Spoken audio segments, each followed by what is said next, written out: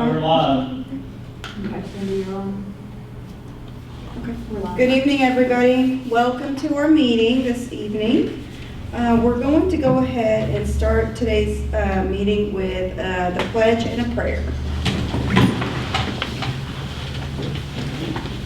I pledge allegiance to the flag of the United States of America and to the republic for which it stands, one nation, under God, indivisible, with liberty and justice for all. Remain standing. Father, we thank you for this time together as a board that we might be instrumental in helping this district as we move forward. And we thank you for the protections that you've offered so far in this COVID environment. And we just pray for those that are ill or at home quarantine that you would just continue to put a hedge of protection around this campus and the staff and the kids that are here. In Jesus' name I pray. Amen. Amen.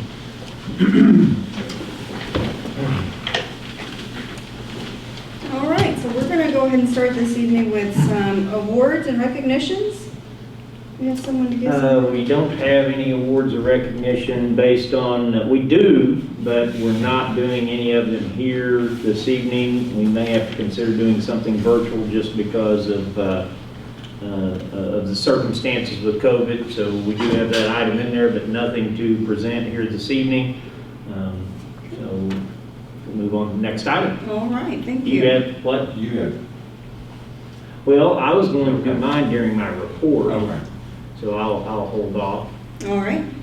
So then we're going to go ahead and move to the consent agenda items. And all of you board members have had a chance to look over the notes on that. And so I'm going to go ahead and consider those approved by unanimous consent. And then I'm going to go ahead and open it up for the superintendent's update. Dr. Murphy? Sure.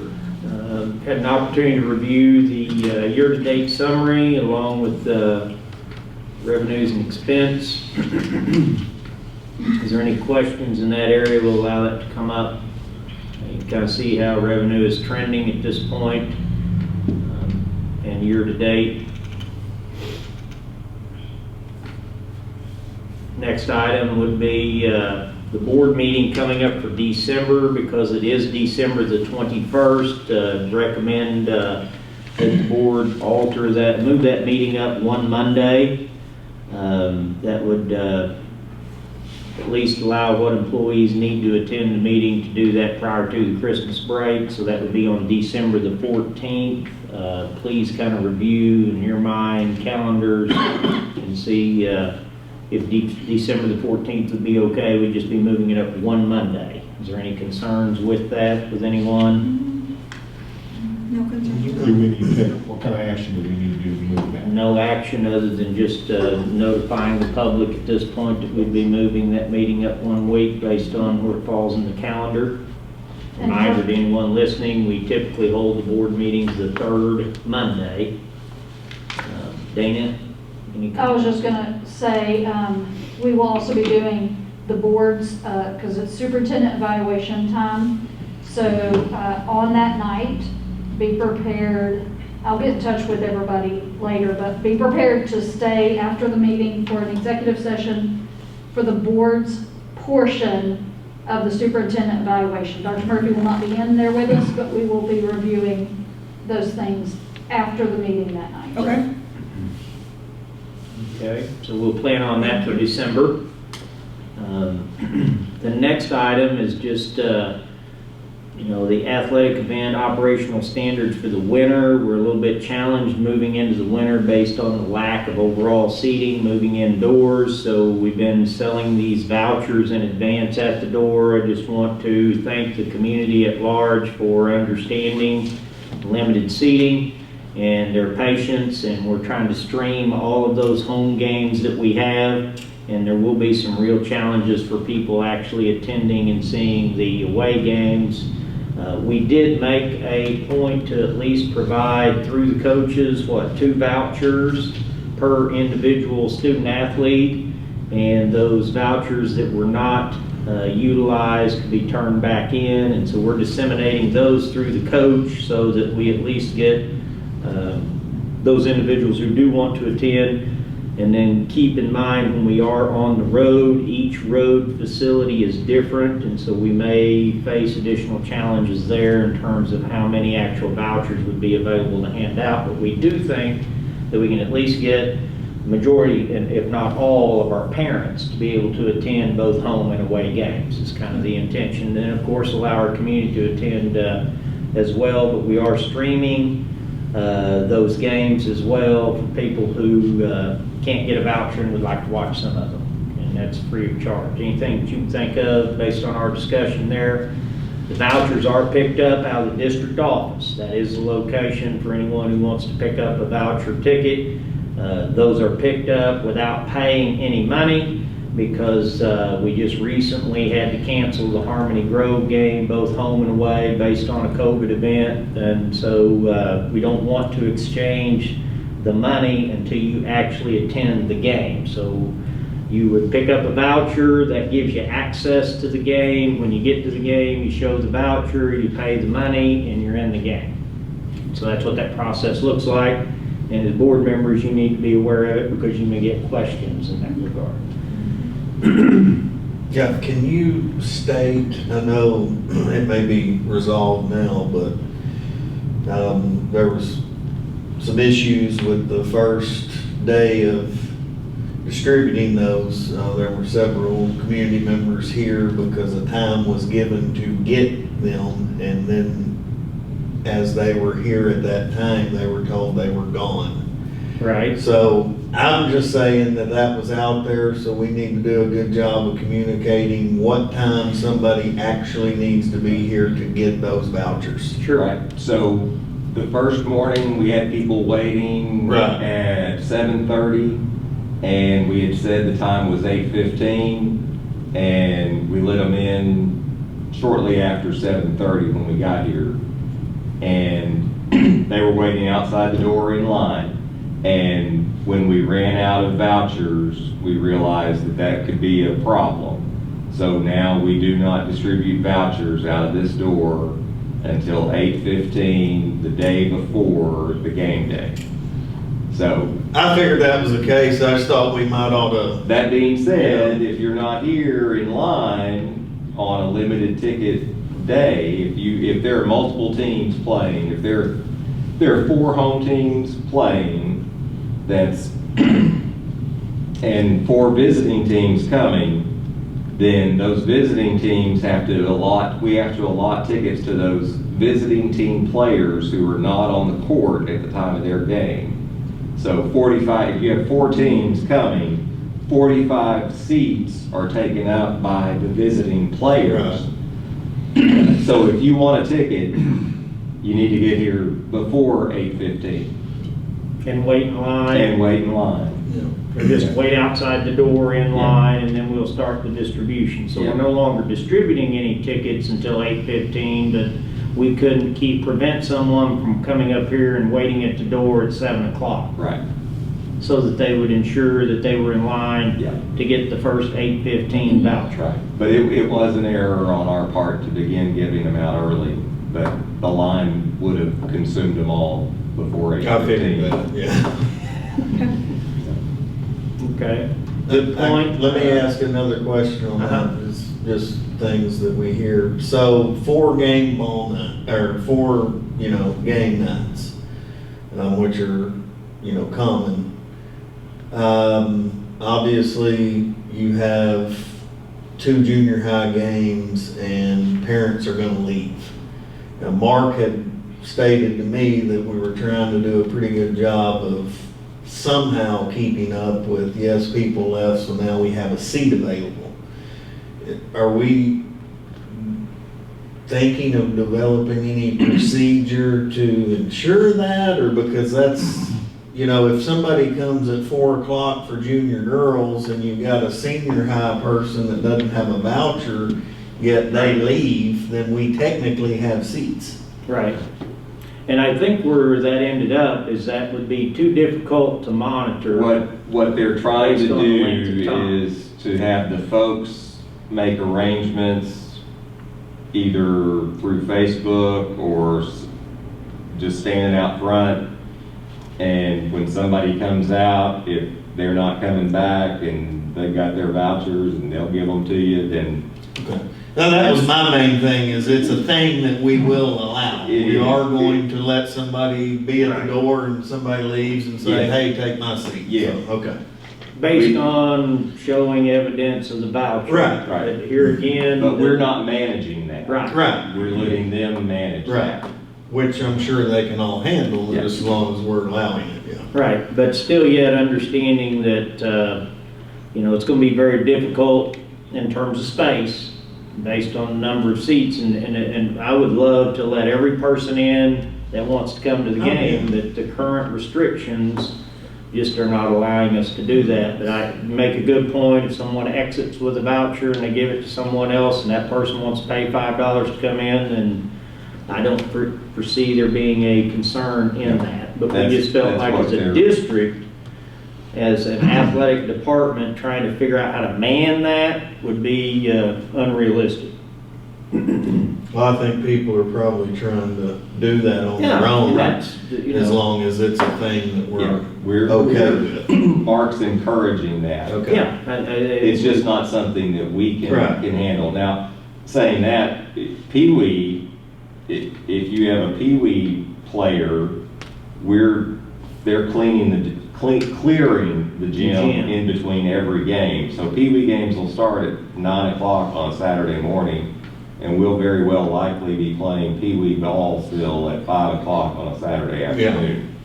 Because they're gonna clear the gym and readmit after Right. every game. Wow. So, but we can't do that on a Tuesday night, 4-game night. No. Very good questions. Any other questions on that topic? Okay, well, I want to make sure that Ms. Herring receives her pen here this evening. She is, this is from the Arkansas School Boards Association, sent to the office, and so that is related to attending regional meetings, new board membership institute, finance, governance, and legal and student achievement areas. Ms. Herring, there's a recognition through the Arkansas School Boards Association for you, so thank you for your service. I appreciate it. Thank you. And we covered, the only other comment I would make that's not related to items A through C is where we're at with the COVID-19 in general. We do have a couple of entire elementary classrooms that have had to pivot and go with virtual instruction as a classroom. We currently have, as of today, I think 18 employees who are either quarantined or potentially a test positive as staff members. So we're strained a little bit in the element of supervision, but we're still, we're hanging in there, doing the very best that we can. As a whole, we're right at 100 overall individuals either quarantined in one regard or another. Substitutes remain to be a challenge. The other comment that I would make is I'm going to allow Mr. Campbell to follow up, but I do know that the teachers were very appreciative, especially at the high school, for having some additional time to contact virtual students based on the Friday approach that we've attempted to do. So with that, I'm going to allow Mr. Campbell to elaborate further or discuss any other areas that you might have. I've shared with you our PLC early release agendas for the month of November. We are still releasing early on Wednesdays, and our teachers meet in their professional learning communities on Wednesday afternoons. That work had been primarily focused on virtual students and the virtual process. We're now able to begin to kind of shift that back to some of the professional learning community concepts as we've dedicated these days on Fridays to the virtual students in the virtual day. I was going to tell you that we had 100 people in quarantine, but Dr. Murphy told you that. So That's really the extent of it. You can see some things in there. BoardWorks is a digital tool that we have purchased for the staff. It's a supplemental curriculum piece that gives them some interactive PowerPoints that they can use to illustrate their lessons with, both face-to-face lessons and then also for the virtual students. You see Myon listed up there. That's an online library resource that we purchased, and so that opens up a huge number of books to all of our students on the digital platform. So we have made some investments on the curricular side as well. We don't get to talk about that as much because it's not nearly as exciting or as intriguing as how many seats there are in the gym. But we have been making some arrangements along the way to try to support our teachers and students through this on the academic side as well. So, and again, both face-to-face and virtual. So. And starting to get quite a bit of utilization in Myon. Mhm. I did see the article in today's paper where you and Ms. Anderson from Cutter have been interviewed. Wasn't that in today's paper? Yes, ma'am. Yeah. Anyway, so I noticed that our number of in-person students is rising, continuing to rise. We've got students coming back from Right. virtual. We don't have I didn't pull the number today. It'll be interesting to see what the December 1st number is. You know, we've sent home 70 students to quarantine, and some of those students were recently returned students who had been virtual, and so there is concern that they might opt to go back to being virtual. A number of them, it just so happened, were just returned from being virtual students and then got quarantined and had to go back home. So Are we reducing the number of students where we've had no contact?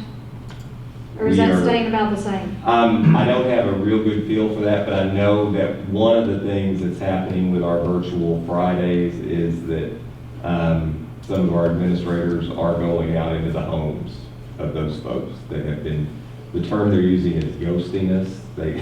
Yeah. And if they have been ghosting us, then they're getting a home visit, either from an administrator and Officer. Chief Riley, or Chief Riley goes out some during the week, in fact, and checks on some of those that are not serving.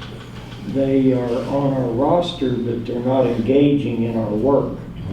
They're signed up as virtual students, but they don't It's not a term I'm participate. used to. So, Yeah. You shouldn't be. So I can tell you that my child was actually one that was quarantined, and it all flowed okay. Like, I thought it was an easy transition. She, of course, was excited to come home. But anyway, the exchange of the work and the computer and all of that went really well, and it's been fine. You know, we had a little window of time on those where we were able to get the devices out. At the elementary level where we don't send home those devices, that's one of the logistic things that we have to deal with, is getting those devices out. Up through 6th grade, we don't send them home. So if we have to send home a group of students, we have to send home a device too. And Ms. Curry tried real hard to make sure the parents knew why the device was coming home before the device got there. Yeah. That's the extent of my report. Okay. Hayden? All right, so we have E and line item A underneath that for our new south entryway and parking. We have two guests in the room tonight. We have Daniel and Christian with BNF Engineering. These guys are really put in almost all the work you're going to see on this document tonight. I spoke to Daniel before the meeting. He's going to cover some key points. Kind of just starting with our permitting when we started all this, and recharge zone, what we've met with ADEQ about for those requirements, our bids, and then to where we're at today is we put an addendum out for additional paving and bringing a roadway into our upper parking lot behind the football field, so we'll cover that as well. And at the very end, we'll open it for questions for any of y'all.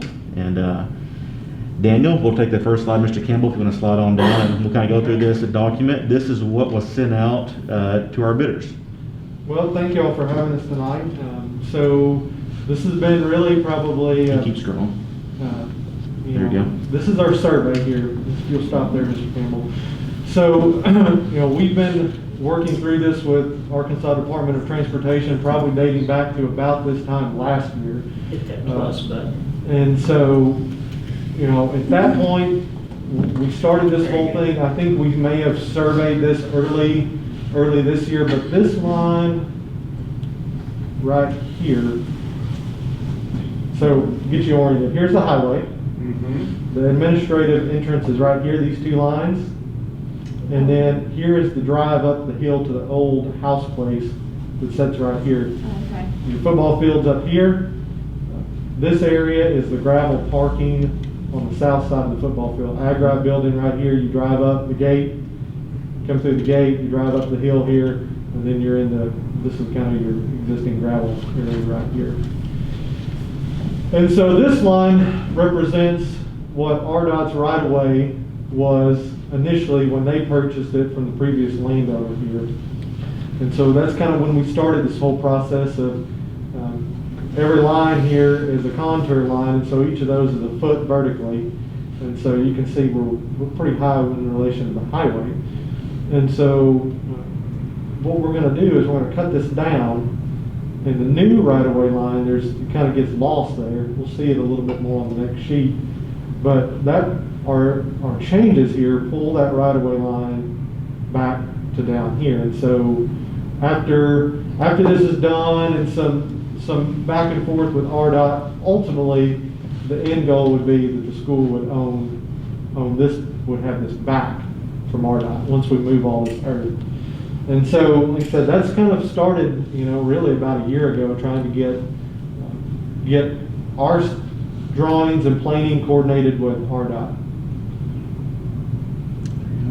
So this has just a few less lines on it, but you know, again, you see the highway here, the administrative buildings here, the greenhouse and the agri buildings here, football field and gravel here. So we're coming in with a new drive, and they get a little bit lost here, but this is also represents approximately the new roadway here. You see the turn lane right there in the middle, and then where those lines are, you know, kind of bunched up on each other on each side.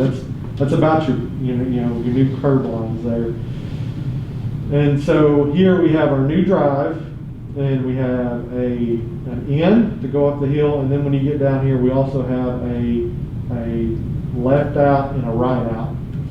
And so that took a little bit of process with RDOT as well, they have a standard for how this driveway is to look, and they have a maximum width they allow, but it really truly is hard to turn a bus on that width. And so It was probably a good 3 months just to get that in writing back to us. And so we did get an extra 8 feet here, and so so we've got a nice wide driveway to get us in and out of there. And so RDOT, as part of the roadway widening, they're going to build the portion from the up to right in here. You know, so this is our current right of way. This is our new right of way when we're done. And so, you know, with the widening, they're building, they're going to build every driveway up to the right-of-way line. And so we're going to have ours in, and they're going to build to it. I have a question for you, Daniel. Mm-hmm. Is that utilizing the driveway that went up to the old property, or is that on the other side of that? It is, creek? they're about centered up on each other. It doesn't show, just to try and cut down some lines, we don't show Yes. that old driveway here, but that it is is, the it's same almost place. centered on it. Okay, on the old driveway. Yes, ma'am. Okay. There. Just making sure I That's what our dog. was reading it correctly. You got it. I would think. Yeah, it's all. Mr. Little's asking about culverts, and I think our next slide, once we get to it, is going to be our storm drain that we got to get approved. So we'll get to our water setting and culverts coming up. maybe go one more, Mr. Campbell. So, again, you see a lot of lines on this page. The dark lines, the dark lines are our proposed grading. Every one of those represents a foot in elevation when we're done. But, you know, RDOT is gonna handle everything up to the right of way. So they've got storm drainage proposed that they'll put in down there. Okay, that was my question. There's, I think, a curb inlet right here, another one here, and then you see a little something sticking out right there. Mhm. That's where their pipes are gonna discharge, and then this little And area. then there's a creek down right below. Yes, sir. And so they discharge into that creek, and in their plans, there's a whole improved box culvert here to carry the flow of that creek, which is pretty substantial. And so here, you know, we have some of our own storm drainage. We don't want to, you know, this is kind of our new overflow gravel surface parking. And so it comes down here to a little bit of a fold and some backboard to keep it from rolling over into the highway. There's a storm drain, you know, right along here. A couple you can see right there, and there are some inlets, and that all dumps down here in the creek. And then, one of the things Dr. Murphy wanted to improve was the drainage at the back of the Agri building. And so we stretch over here and work us a little ditch in there, and then that all flows from the back of the Agri underneath the pipe here. The drive that runs up to the gravel area now. We'll put a pipe underneath there, and then we'll have an open ditch, and then we'll have another pipe across the new drive here. And all this was draining to that creek anyways, what, I guess is what you're telling me. Not all of it. We've actually taken some watershed away from what goes, you know, what's going here and coming down outside of the, you know, administrative building here. We've reduced some of that by taking it and pushing it this way. Okay. And so we've taken some watershed away from what's contributing to the back of the. Because hard surface just exasperates that problem Right. of runoff. Mm-hmm. And so one of the things that Hayden mentioned was we do have a change to the plan that came out in an addendum at the end of last week, and so it'll be paved, asphalt paving up to here. And so we also come back and added a deductive alternate to pave from here over to the Agri parking lot. So you could drive through here and you would be on asphalt the entire way. But if we need to take portions out for budget, the contractor gives us a price in their bid for this portion. Okay. And so we know, you know, they're gonna give us a number that if you guys decide that needs to come out, we could take that out, and then it would just go back to a gravel finish.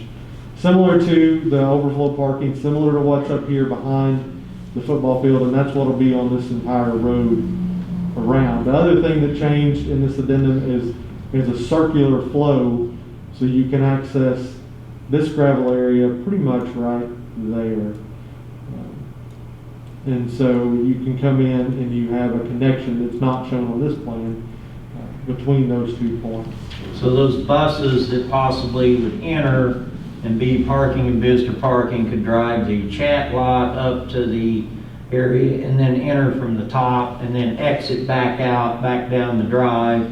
And the other thing that I would comment is I wanted to have an option to have a completed entry point drive of paving that would allow all this admin, the traffic right now for high school and elementary is entering at the admin building.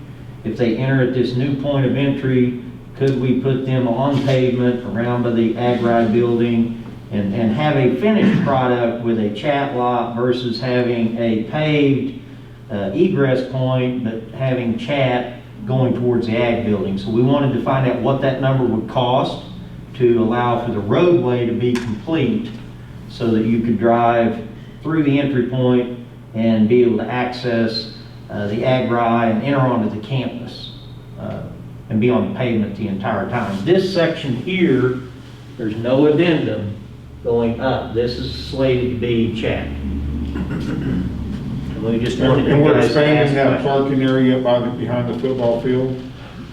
We're expanding it right here. There's you see there's kind of it gets real Right. dark right there. There's an expansion there where we push that out, and we have a slope here, all those lines bunched up on each other right here.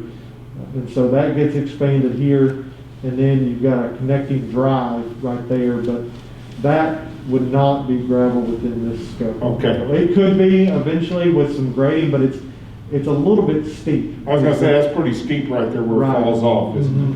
That's that was our hesitation to it, is it could be, but this was really kind of just a nice way to Shed the terminate water. that road and not just spin our wheels over here trying to make that, something flatter to use for that. Kind of while we're talking about, on the subject of drainage a little bit, we did meet with the recharge zone folks. Do you want to kind of hit on that real quick?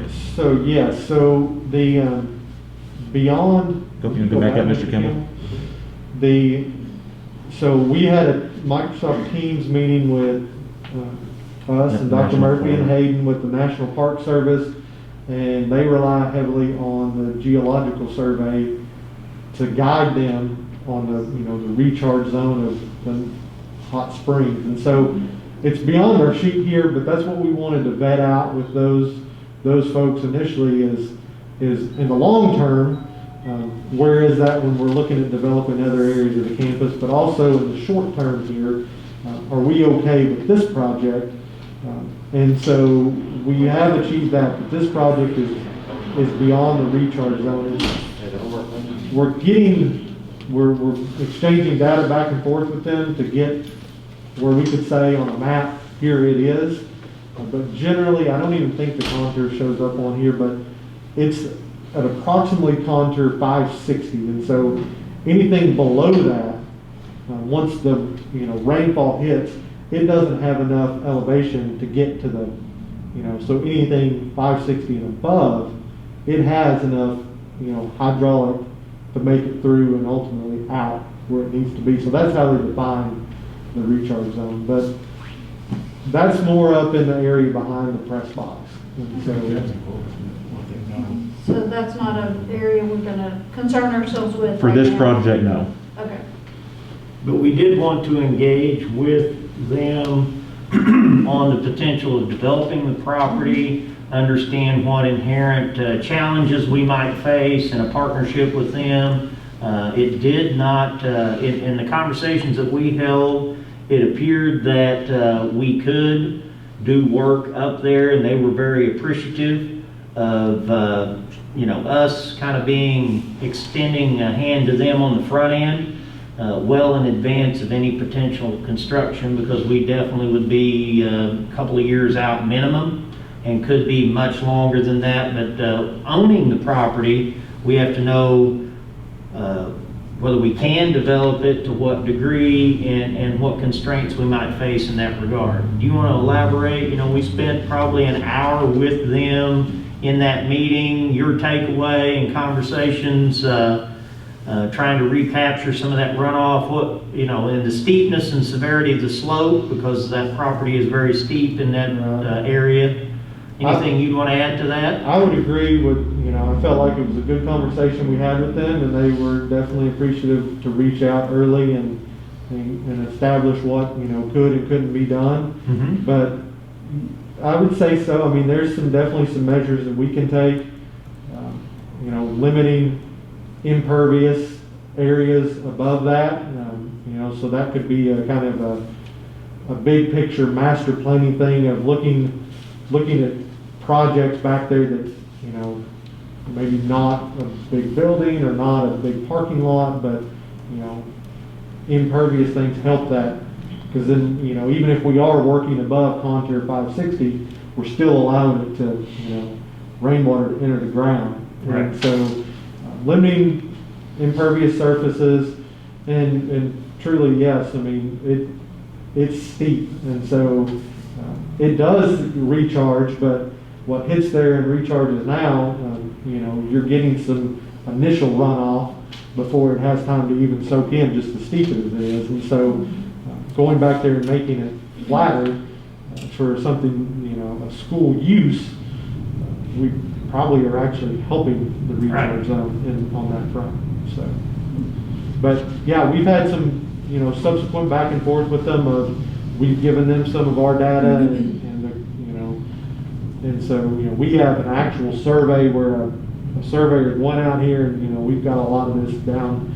They're looking at contours from, you know, from an aerial contour, so we have, you know, we're more precise. And so we shared some of that data with them to get back from them limits where we can show on a map where that is. And they could go out if we wanted to and mark it on the ground.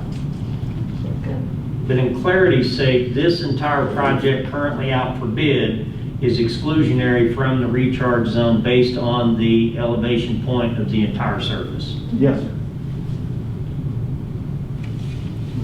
And that did go out for bid? Okay. Yes, so the bid opening is this Thursday, so we'll receive the bids Thursday and see where they are. We'll take those and, you know, and make sure they have all the, you know, correct paperwork and all the right documentation they're supposed to have. And then, you know, we can make a recommendation, you know, to you guys, hey, all the bids that, you know, meet everything. Here's the pricing, here's a side-by-side comparison, and then go from there.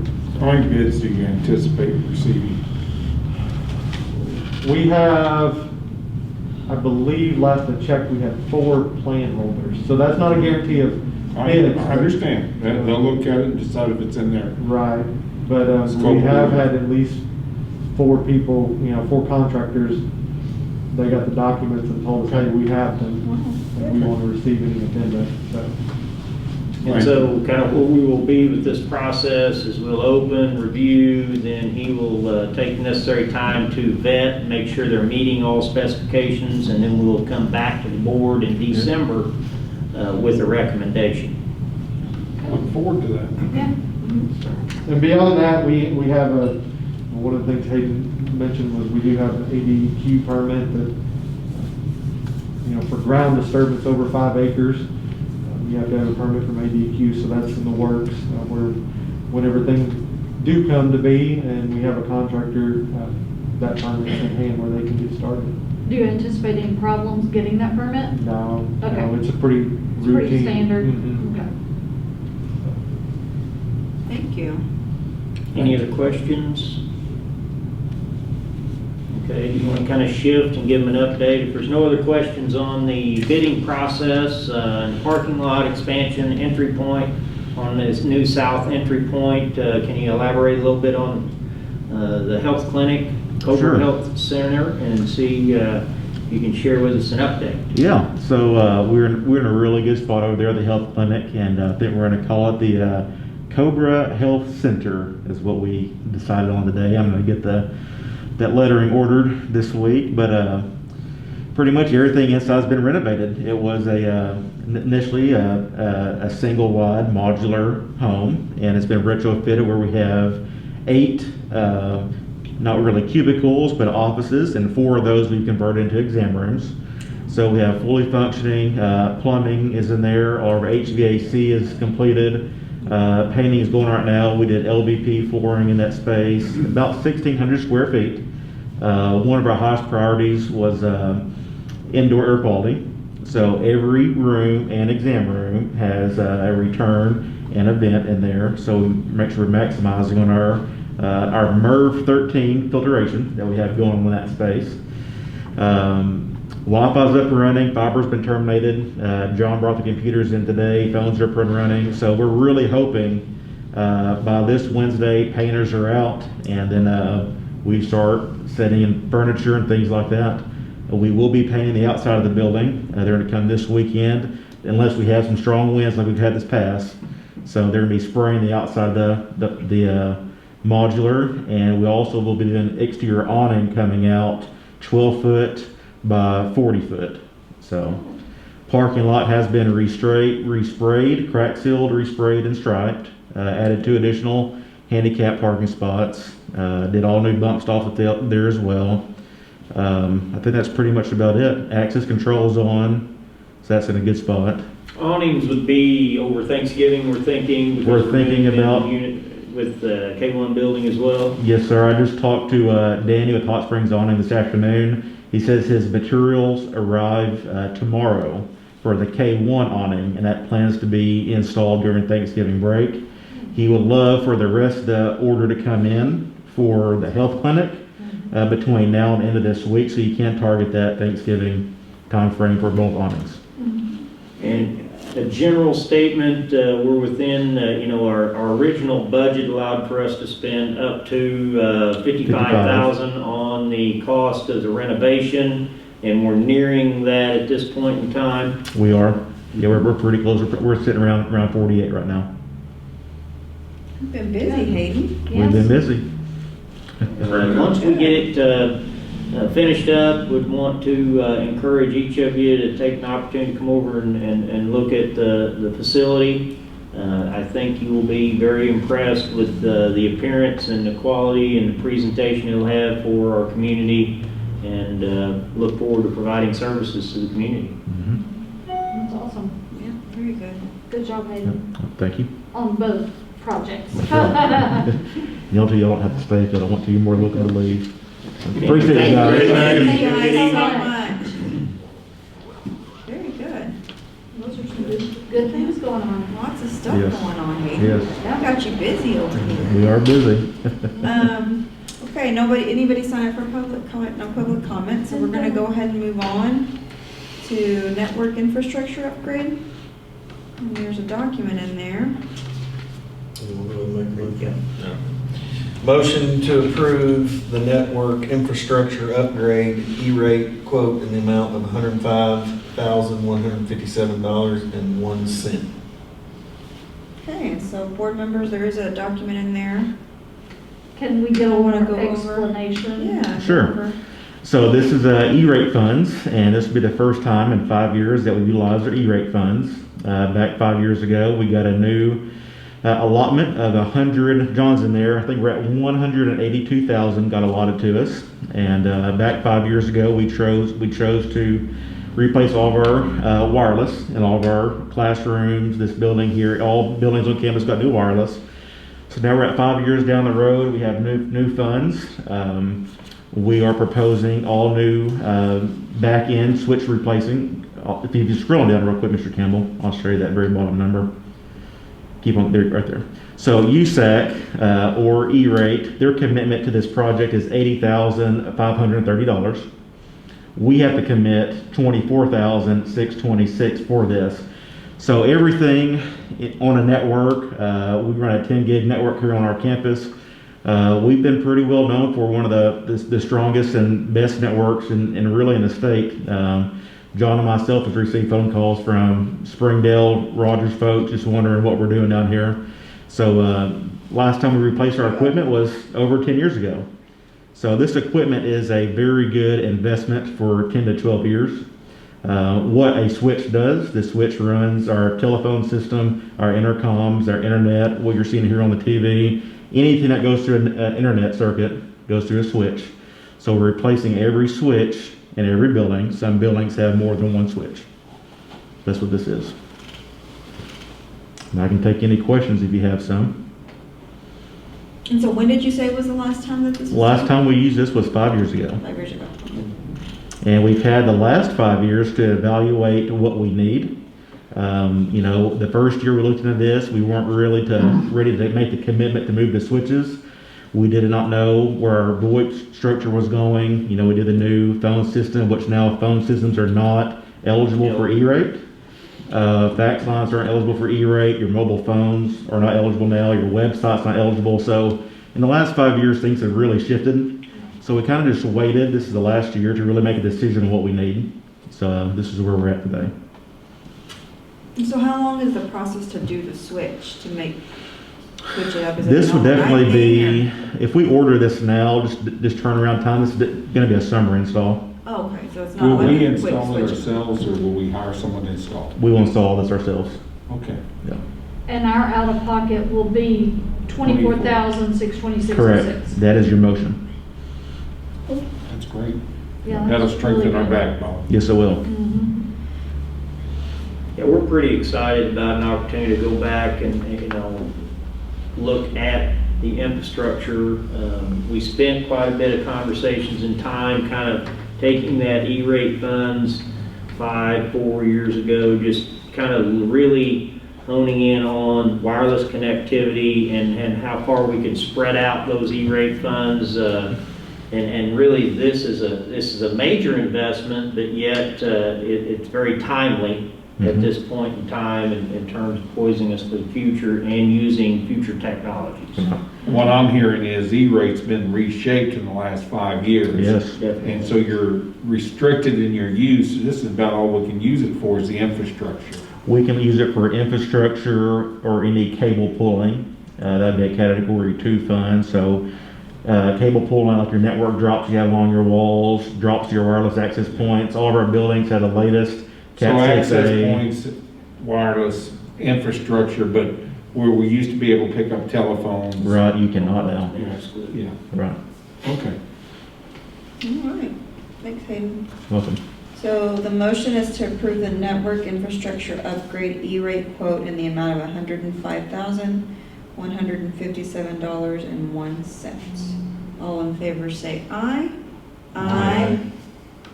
None opposed, motion carries 4-0. Motion to approve the Waterford Upstart proposal, the Waterford Upstart quote in the amount of $100,000, and the White River Services quote in the amount of $26,673.18, utilizing Title I funds. I'm excited to hear about this. I know you shared some information. Sure. with us. Well, it was kind of a year ago, February, when I attended a national conference. My intention was to look at parental support opportunities and early learning. And so sat in on a lot of different sessions and had the opportunity to hear a senator from Utah talk about the implications of expanding early learning and doing it in an off-site manner versus an on-site, still providing on-site preschool for those who would like to have it, but also building a bridge to all parents so that we could connect with them even if they chose not for their child to attend a preschool setting. And so that was kind of some of the, the rationale. I was pretty excited to kind of think about a concept where we might be able to engage parents in their child's learning and get them to embrace that with the objective of getting more kids kindergarten age ready. There's a lot of research around kids coming into kindergarten prepared and being able to be a part of a class on how that first 3 to 4 years of formal schooling kind of plays out for them. And so pretty excited in that, and then all of a sudden COVID hits, and so we get kind of put in a place where we were on pause for all learning. Then we began our Ready for Learning plans, and so we had to spend our time focusing on K-12 instruction, even though when I came back from the conference, shared with Mr. Campbell this concept of how we might be able to engage and target this population, because I don't know, if you recall our conversations around kindergarten registration, we always had that void of several parents who did not register for kindergarten. We were uncertain whether they were going to be, whether we needed another teacher or not. And so if you think about this type of a program, it helps us in multiple ways. It really helps us define and identify all 4-year-olds that are eligible for kindergarten the following year. And in theory, you're looking to connect that family and bring technology into the home and use a process where this formalized process that Waterford is using with Upstart actually provides follow-up and encouragement and phone conferences between the company and the individual parent and the child. So if they're having trouble, or maybe we've noticed that, Dana, you haven't been able to log in and do any activities with your child over the last week and a half, they'll make that phone call because they're kind of watching the data of all interactions, and they're not really following the learning per se individualized, but they're looking at connectivity and seeing if there's activity, whether it's intermittent, whether it's consistent, and then checking in, and they call it a coach that's kind of checking in with the parent and the child. And so in theory, what you have is you have the parent and the child's 4 years old, they're connecting and they're watching the amount of screen time within a week and providing an opportunity for this learning to occur. One of the things I want to communicate is this does not replace on-site pre-K. Okay. It is supplemental to and is an extension therein to target getting more children ready for kindergarten. Mr. Campbell, that's pretty much an overview. What would you want to add or address questions in the context of kind of what we've been thinking about? Right. So as Dr. Murphy pointed out there, when you look at the price tag on this, it is not wildly expensive, but it is a cost, and it is an area of concern and has been an area of concern for the district for many, many years. The district has chosen to pay for preschool out of local funds for years because they thought that was the right thing to do to prepare students for kindergarten. So we have made a commitment as a district. As I told you in the report to the public, we had a significant increase in our Title I funding this year. And so when you are dealing with Title I funding, one of the things you do is look at your needs assessment. And so one of the things that we always assess as a need is kindergarten readiness. We have, at a maximum, we have 60 seats in preschool, and every year we average 100 students in kindergarten. So every year we're missing 40 4-year-olds in our preschool program. So this program is online. It will be include a device, you see that in the quote, but it is also regulated to the maximum amount of screen time that a 4-year-old should be exposed to during the day. It's not put this in your 4-year-old's hand and have them work on it for 8 hours a day, Right. like they're in preschool. That's not, I mean, it's a very, very small dose of time each day that the kid will be involved with the program. The Upstart program brags about its ability to engage parents as well as children. And the most interesting story to me, and the website link is there, and in the agenda there are a couple of other supporting documents.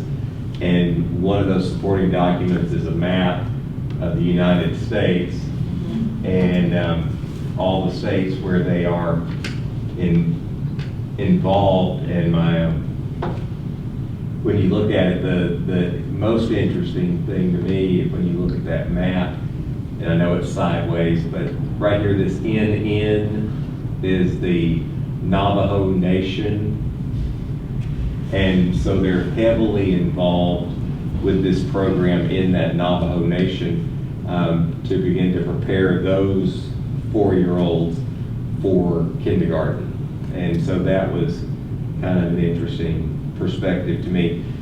You'll remember that our census numbers put us with a substantial increase in the poverty rate, and part of Upstart's program is putting a device in the home of these 4-year-olds. And you think about it, they may have cell phones, but that will be connectivity and a device in homes where there may or may not be one at this point in time. So it has some far-reaching impact, and I see it as a win-win for our community and for our school. And so I just encourage you to look real seriously at this proposal tonight. Mr. Campbell, Sir. I have a couple questions. Yes, sir. We're going to be purchasing 70 devices. We're buying 100 licensed. That was exactly my question. So we're hoping that 30 of these families will have devices. We'll provide devices and connectivity if Okay. needed, and that's what it Okay, said. and then that's the next question, I was gonna go there, Mhm. is connectivity. Mhm. Because that's a big key to this Yep. program.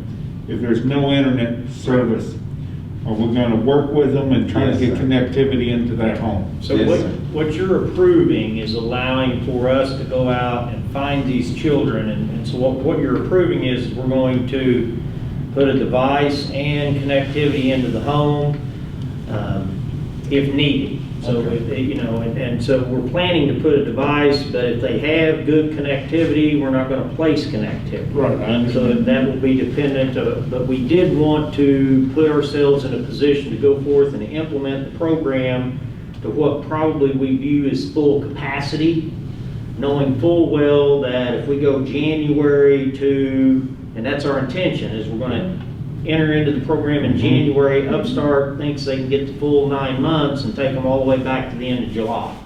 So there will be an engagement process that they'll enter in January, and they'll be with the program, and then we'll do our graduations in, late July? August Is what we intend to do. So your action this evening authorizes us to, for every household we identify, we can implement. With the program itself, it's $1,000 per child, but if we only serve 50 children, then it's 50,000. So we're not obligated to the full, we're obligated to the number of children we identify and serve. Okay. And find families that agree, because that's the other thing, is there, you know, we want to enter into an agreement with the family to engage in the process. And due to COVID, the recruitment phase of it will look a little bit different, but they typically will bring them into the auditorium, a big open house, and do some things to really excite families about early learning and get the start, but we're going to have to do that and think about that a little differently.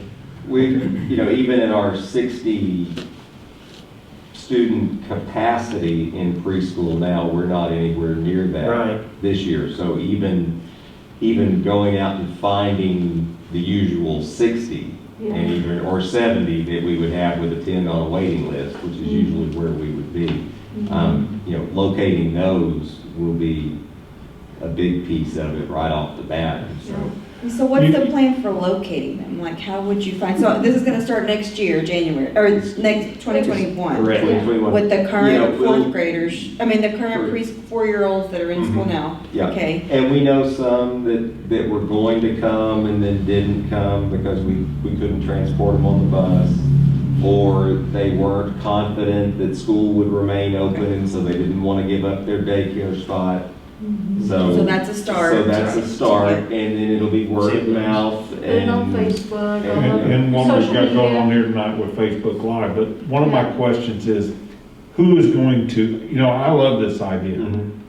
but who's going to administer this on our end? So if parents know of someone, they can refer them to this person to make that initial contact. Is it We'll gonna be you? run that probably through the elementary office. 'cause Just the that's- elementary office. Elementary, That's okay, the- yeah. That's where they'll be next year as kindergartners, so. Okay, so, Get them in that habit. so Mrs. Curry can assign someone to this responsibility and we can go out and start recruiting if Right. we approve this program tonight. And Waterford will assign a family education liaison for our school. Right. And so they will be a big piece of the outreach as well. Okay, very good. Yeah, they Well, have those are my questions. they have an entire process that they've utilized in other states on the engagement component, and we're really looking forward to see what some of those engagement techniques are, to see if we compare those, and duplicate them. But, we're excited about the opportunity for a partnership. Well, I'm excited you're doing this. I wish I'd done more homework and been better prepared to answer my questions, but No, you're good. it sounds great. Yeah. Very cool idea.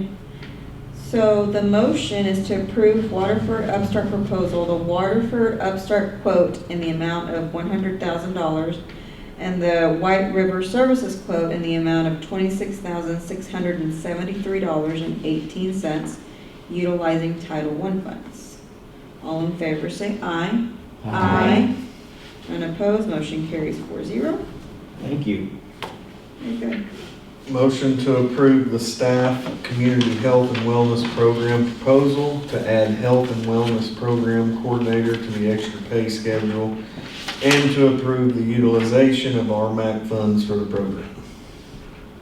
Okay, does anybody have any, want to give us a little bit of background on that? Yeah, what we're attempting to do there is kind of expand health and wellness, watching the the staff as a whole and trying to extend an opportunity for additional time. That stress component is not fully relieved. If we can do anything as we try to mitigate COVID and get beyond COVID, what could we do long-term in terms of behaviors? And so, the vision there is to allow for someone to basically work 4 days a week, a couple hours after school, to kind of organize and promote healthy lifestyles, keep track of any employees that want to engage in walking, do some challenges as we kind of try to get this thing. My vision of it is I'd like to try to get it off the ground and start promoting it the last week or two of December to kind of